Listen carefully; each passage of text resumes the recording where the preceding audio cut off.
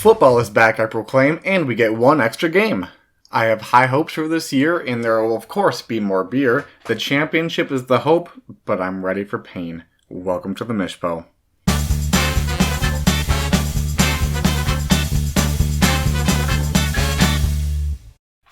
Alrighty, everybody, this is the week 1 episode of the Mish Po. I'm excited for another year of fantasy football.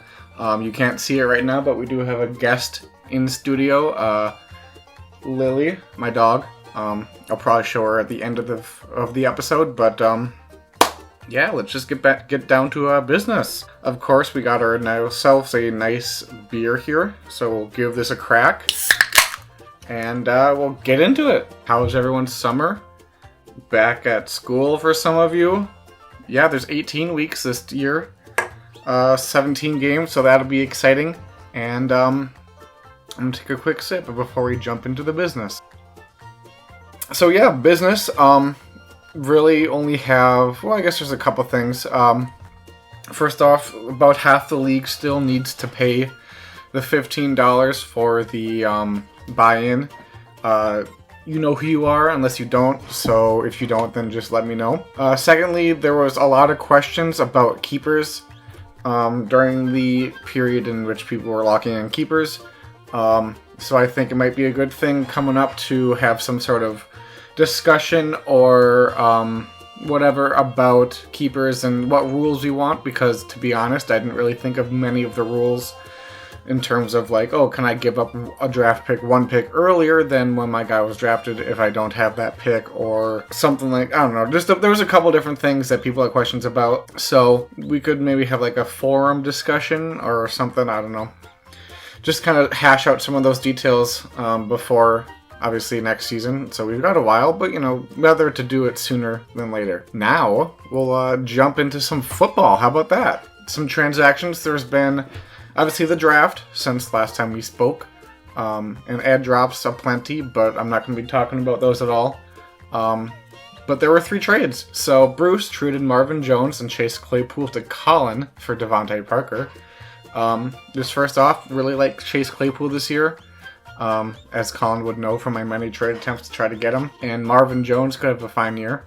Parker, on the other hand, he is a solid wide receiver, but I believe his value is very kind of dependent on how well Tua does this year. You know, if he takes a big leap, he could definitely have good value, but if Tua is not that great, then I don't even know who the backup quarterback is there in Miami. I think this trade was a good trade for both sides, as Bruce is looking to clear up a roster spot, but I definitely think Colin got the better value in this trade. And something I'm going to try to do this year is give each trade a grade. So I'm going to give Bruce a C+ on that trade. I'm going to give Colin a B+. So pretty good. Pretty good. Next, T-Corn traded TJ Hawkinson and Marquez Callaway to Michael for Jacoby Myers and DeAndre Swift. I think this trade was also good for both teams, as Michael got a tight end upgrade and T-Corn had some extra tight ends on his team, whereas T-Corn needed a running back upgrade and Michael had some extra running backs. There was the wide receiver swap of Callaway for Jacoby Myers. I do think that Callaway is a better receiver. Jacoby Myers could surprise, but right now I'm thinking Callaway is better. So overall, I do think Michael got the better end of this deal. I'm giving T-Corn a B- on this, and Michael an A- on this. And finally, I traded Mac Jones and Elijah Moore to Derek for Devonta Smith and Austin Hooper. Again, it favors, I think, both teams. Derek got a quarterback and I got a tight end. And there was also a wide receiver swap, and I think that Devonta Smith is better than Elijah Moore, but much like the previous trade, Elijah Moore could prove to be fantasy relevant. So, like I said, overall, both teams benefited, but I do think I benefited more than Derek did. Obviously, we don't know how Mac Jones is going to do, but, you know, it could be dependent on how well he does too. So, I gave myself a B for this trade, and I gave Derek a C+. Alrighty, now we are going to jump into some power rankings. I know a lot of people liked this last year, and obviously it's back. We'll start at number 14. I have Adam. I think his biggest strength on his teams is quarterback, because he's got Russell Wilson, Carson Wentz, and Baker Mayfield. All 3 quarterbacks could have good years, especially Russ if he plays the way he did to start the season last year. But his biggest weaknesses, I think, are his running backs, where he's just got Mostert and Ronald Jones. Mostert is injury prone, and Ronald Jones is very kind of inconsistent, despite being on a high-powered offense. And then he's got, he just picked up Gio Bernard, so another Tampa Bay running back, and those are the only 3 running backs you got on your team. So that's part of the reason why I'd say that's your biggest weakness, because if one of those guys goes down, you don't have a very strong option as a backup. So yeah, Adam at 14. Number 13, I have Caleb. I think his biggest strength is his tight end. He's got George Kittle, who did have injury issues obviously last year, much as a lot of the 49ers team did. But when healthy, he's either the best or second best, third best tight end in the league, and he can definitely be a difference maker. For weaknesses, I said wide receiver / running back. You do have Derrick Henry, which is obviously a big plus. But out of all of your receivers and running backs, I think he's the best. You'd have Jamar Chase. Rookie didn't show very good in the preseason, but definitely could change into the regular season. And then I think a couple of subpar other options. Nelson Aguilar could have a good season. And then Mike Williams, if he's healthy, he could be pretty good because he has been good in the past, much like James Conner being the running back over there in Arizona now. But he does have injury issues, and he's got to compete with Chase Edmonds. So Caleb at 13. Number 12, we have Derek. I said that his biggest strength was his running backs, because he's got Christian McCaffrey, arguably the best running back in the league.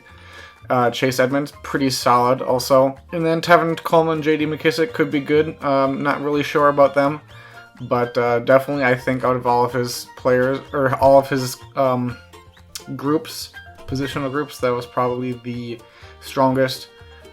Biggest weakness, I thought, though, was wide receivers. Maybe that should be switched, because he does have Keenan Allen and Chris Godwin, which I think are better than just Christian McCaffrey.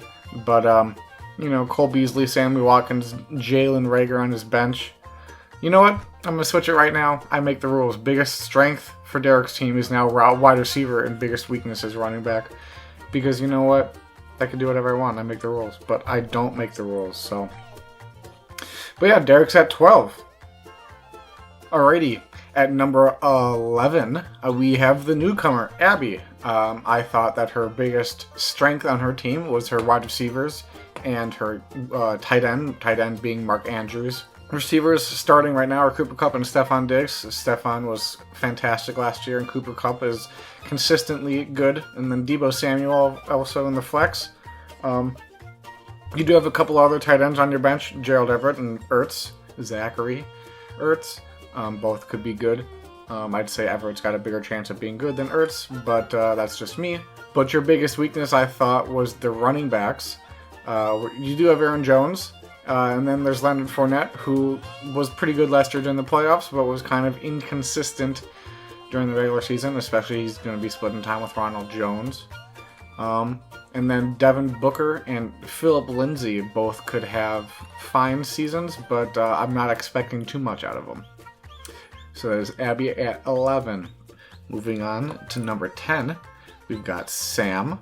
I said that Sam's biggest strength was his running backs. He's got Saquon Barkley and Josh Jacobs. And then on his bench, he's got James White, Melvin Gordon, and Naheem Hines. So not only does he have pretty solid starters, but he's got pretty decent depth and in terms of quality and quantity. And then I said his biggest weaknesses were wide receiver and tight end. Logan Thomas was pretty solid last year, but he could be a bit inconsistent, especially now with Curtis Samuel coming to Washington. And then he's got Tyler Lockett and Robbie Anderson as his starters with T. Higgins in the flex. All guys are pretty solid, but definitely can be inconsistent and can outright vanish sometimes. And then he's got Tyler Boyd on his bench as well, so another Cincinnati guy. That is number 10 with Sam. Moving on to number 9, we've got Colin. I said that his biggest strength was his flex, who is Chase Claypool. I think he's a pretty solid receivers. And then his biggest weakness, I think, is his running backs. Nick Chubb is pretty good. But then there's Miles Sanders, who is also pretty inconsistent, but couldn't have those good weeks. And then he's got Gus Edwards, and that's it for his running backs. Only got 3, but the 3 he does have are solid. But I can't remember who, someone else has only 3 running backs. If an injury happens upon one or both or all 3, not looking good there. Moving on to number 8, we've got Lincoln. I said that his biggest strengths were his running backs. He's got Joe Mixon, Myles Gaskin, and he's got Najee Harris in his flex right now. He's also got Tyson Williams, new running back, or not new, but new backup running back in Baltimore. So those are pretty solid 4 running backs, especially the 3 that you are obviously starting. And then your biggest weakness, I thought, was your wide receivers. Obviously, DK is pretty solid. But then there's Brandon Cooks, who is pretty good, can be, but inconsistent, and he's on Houston this year. And then he's got Michael Gallup, Jalen Waddle, Amari Rodgers. Amari is a bit unproven, but hopefully, for us Packer fans, he'll be good. And then Waddle, again, a rookie, hopefully maybe will be good. And then Michael Gallup, who has shown to be good in the past, but with CeeDee Lamb emerging as a top target this upcoming year, he could be seeing less and less targets. Moving on to number 7, I put myself. I think my biggest strength is running back. I've got Alvin Kamara and Jonathan Taylor as my starting 2, and then on the bench I've got Darrell Henderson and AJ Dillon. Kamara is obviously one of the best, and JT can be pretty good, as the end of last year showed. Darrell Henderson with that offense could be pretty good, and who knows what AJ Dillon's going to do this year. In that one start he had against Tennessee, he kind of went off. And then I think my biggest weakness is tight end. Literally the guy I drafted got injured before the season even started, which is kind of on brand for me. I did get a couple other ones. I've got right now Chris Herndon and Austin Hooper. Got him via trade. Oh, it looks like Lily's getting up. But yeah, obviously tight end for me could be better, but I'm thinking I might be okay. So that's myself at 7. Number 6. I've got Michael. I think that his biggest strength are his running backs and tight end. He's got newly acquired TJ Hawkinson, and there's his tight end. Then he's got Jonnu as well, so pretty solid there. And then for his running backs, he's got David Montgomery, Alex Madison, Antonio Gibson, and Dalvin Cook. So that's a pretty good foursome of running backs. I'd argue one of the best foursomes in the league. So pretty solid there. Moving on to biggest weakness, I think, is his wide receivers. He's got Robert Woods and DJ Chark as his starters. Robert Woods is pretty consistent, but DJ Chark has been a bit less so. And then Corey Davis, new team. Who does? Corey Davis, he's got a new quarterback, rookie Zach Wilson, so he might be hyper targeted by him, as he's looking for a veteran player to throw the ball off to. And then Cortland Sutton and Marquez Callaway round out the rest of his wide receivers. Not terrible options, but obviously could be better. Moving on to number 5, I've got T-Corn. I said that the biggest strength for T-Corn was his running backs and tight end. Got the best tight end in the game in Travis Kelce. And then he's got DeAndre Swift and Kareem Hunt, as well as Devin Singletary, Javonte Williams, and Chuba Hubbard. None of them are, obviously one of the best, but some of these guys could emerge to be top 10, 12 running backs this season. And then I said his biggest weakness was wide receiver. He's got Pittman and Hopkins as his starting 2, and Jacoby Myers in there at his flex. All pretty, decently solid guys, especially Hopkins. I'm not super sure about Jacoby, and Pittman could take a leap this year, but... And then on his bench, he's got Brian Edwards, Darnell Mooney, and Amon-Ra St. Brown. 3 guys kind of unproven yet, especially obviously Amon-Ra, because he's a rookie, but could definitely take a leap this year. Which brings us on to number 4. I've got Bruce. I think that his biggest strength is quarterback and his wide receiver. Quarterback in Josh Allen, who was like number 2 or so last year. And then he's got Zach Wilson on his bench, who could emerge as one of the best, if not the best, rookie quarterbacks this season. And his wide receivers are Tyreek Hill Adam Thielen and Laviska Shenault in the flex. All guys, obviously Tyreek and Thielen have proven themselves to be good. And I think Laviska could be an emerging star this upcoming season. And then he's got Devonta Parker and Curtis Samuel on his bench, both guys that could have pretty solid years as well. Which brings us on to what I think is Bruce's biggest weakness in running back. He's got Chris Carson and Mike Davis in his starting lineup right now. Carson has been solid, and Mike Davis has shown that he can be good for fantasy, but he's got a new team this year, so I don't know for sure how well or how good he'll be. And then he's got Damian Harris on his bench and Wayne Gallman as well. Damian could show to be pretty good. And Curtis could be, or not Curtis, Wayne, also on Atlanta. He could be pretty good too. Moving us on to number 3, I've got Brian. This is the first time I did a couple of strengths where I picked more than one position, and this is the first time and the only time in these power rankings that I have a team with their strength with 3 positions. For Brian, I think his strengths are quarterback, wide receiver, and tight end.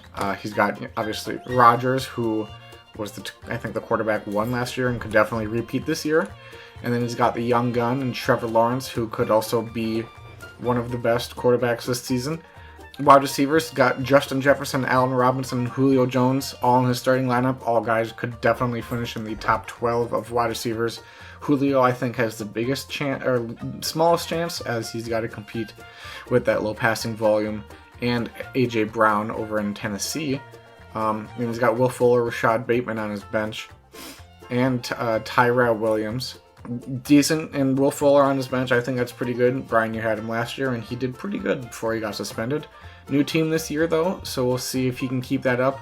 And then tight end, just to top it all off, Darren Waller. You can't really, obviously you can get a little bit better than that, but, Darren Waller, and I believe he was a keeper for you this past season. Yeah, you kept him in the 4th round, so that's pretty good value for Darren Waller. Which really just leaves one position left for his weakness is running back. He's got Zeke and Trey Sermon as his starting 2, and then Zach Moss on his bench. Another situation where he's only got 3, which obviously isn't the best situation, but Zeke could definitely be a top 5 running back this year. Trey Sermon, a rookie, could show to be pretty solid, assuming he can get past Raheem Mostert. And Zach Moss, definitely, Josh Allen definitely runs the ball more than him, but, he could come out and take over that backfield and prove to have a good season. Which brings us on to number 2, Alex Fiala. I thought his strongest positions were quarterback and wide receiver. Quarterback being Patrick Mahomes, who, just like Rodgers, could obviously be the number 1 quarterback on the season, as he has been before. And then he's got Calvin Ridley, Terry McLaurin, and CeeDee Lamb as his starting 3 wide receivers, all guys that are easily top 3 or 4 round wide receivers. So very well-rounded there. And then on his bench, he's got Sterling Shepard. So only 4 wide receivers, but the 3 that he starts are pretty solid. Hold on, there's a car on the driveway, and Lily's kind of freaking out a little bit, so it was just turning around. Which brings us on to the biggest weakness for Fiala's team, which I said running backs. Lily, you're okay. Shh. It's okay. Biggest weakness for Fiala, I said running backs. He's got Austin Eckler and Jamal Williams as his starting 2 running backs. And then he's just got Sony Michel and Tony Jones and Le'Veon Bell on his bench. So a couple backups in there. And really Austin Eckler is, I think, the only bona fide starter right now on his running back core.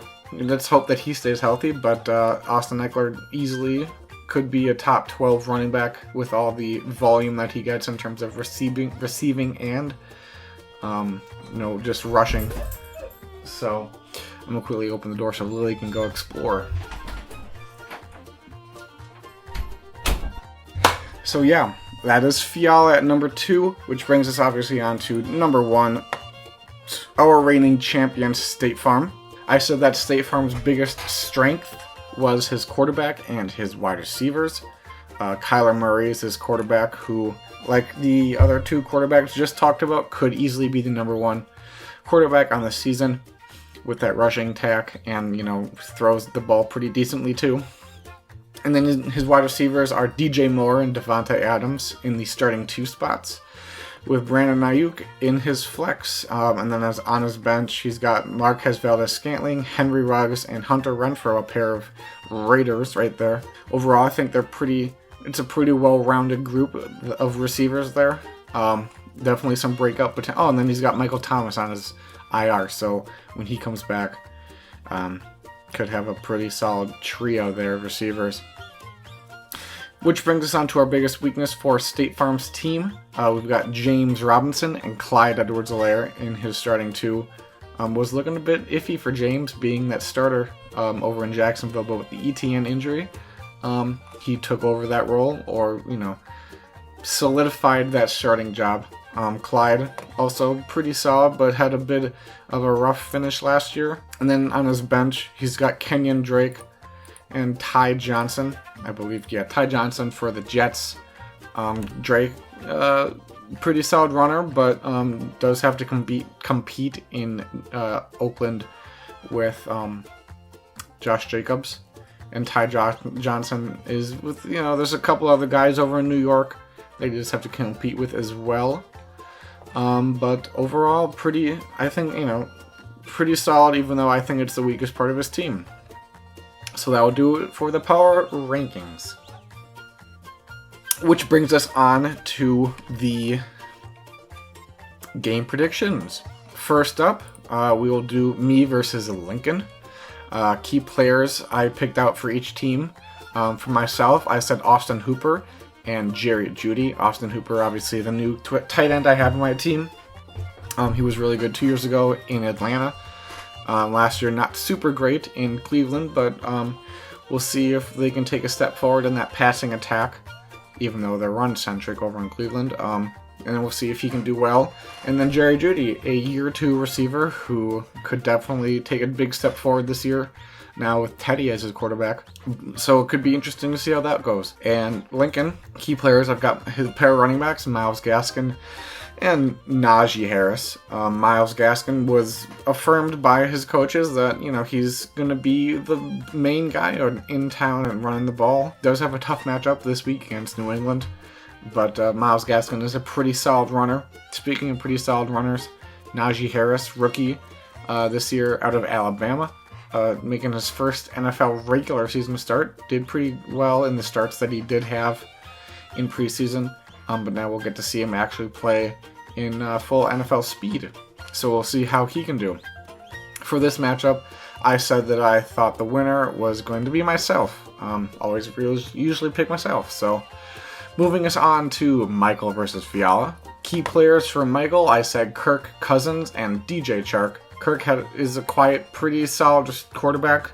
I'm not sure if he quite cracks the top 10 or top 12, but can definitely have some pretty solid weeks, especially with Justin Jefferson and Adam Thielen he's throwing to. So it'll be interesting to see how well he can do against a pretty kind of bad Cincinnati defense. And then DJ Chark, not the most consistent player, and he does have a couple other receivers in Jacksonville he's got to compete with, but he is going up against Houston, who they lost J.J. Watt in the offseason. Morale's kind of down on that team. So, never know what's going to happen, and it is a divisional game, I believe, between those two teams. So, we'll see what happens with DJ Chark. And then Fiala, key players, I've got Jamal Williams and Kyle Pitts.